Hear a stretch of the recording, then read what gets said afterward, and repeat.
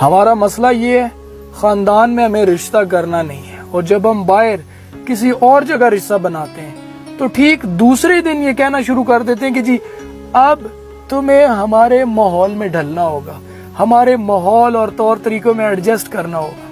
اور ایکسپیکٹ کیا کیا جاتا ہے؟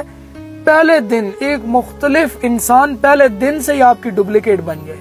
خدا کا واسطہ ہے اس اتنا مارجن تو دیجئے کہ وہ دیکھ سکے آپ کے طور طریقے کیا ہیں، آپ کا ماحول کیسا ہے۔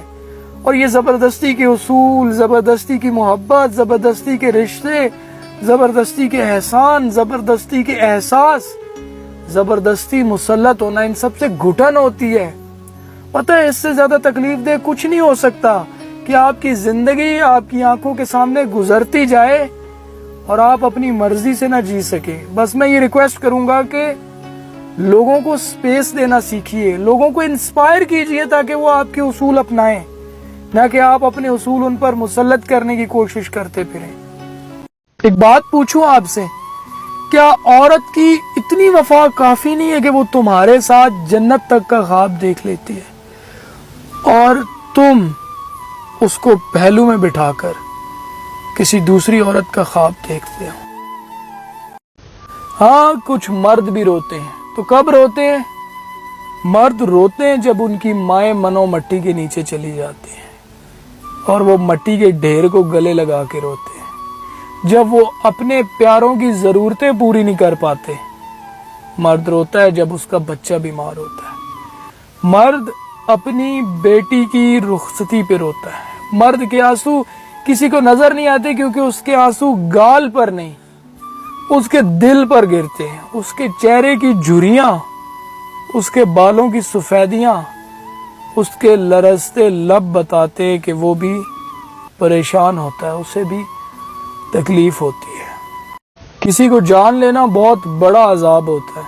چہرے پڑھنے لگو تو رشتے بوجھ لگنے لگتے، اور نظریں پہچاننے لگو تو آپ کو کچھ لوگوں سے گھن آنا شروع ہو جائے گی۔ کسی کے دل میں کیا ہے، کون کس ارادے سے آپ کے ساتھ ہے، یہ جاننے کی تو کوشش بھی مت کرنا۔ یہ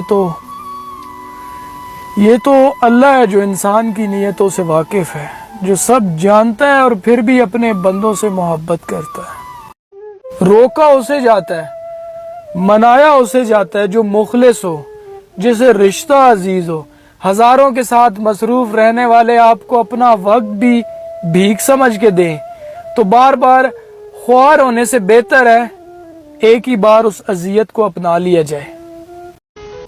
غور کرو تو زندگی سب بتا دیتی ہے۔ آنسو بتا دیتے ہیں درد کیسا ہے، بے رخی بتا دیتی ہے ہمدرد کیسا ہے، گھمنڈ بتاتا ہے کتنا پیسہ ہے، تمیز بتا دیتی ہے خاندان کیسا ہے، باتیں بتا دیتی ہے انسان کیسا ہے، بحث بتا دیتی ہے کہ بے وقوف کتنا ہے، ٹھوکر بتا دیتی ہے کہ دھیان کتنا ہے، نظریں بتا دیتی ہیں کہ نیت کیسی ہے۔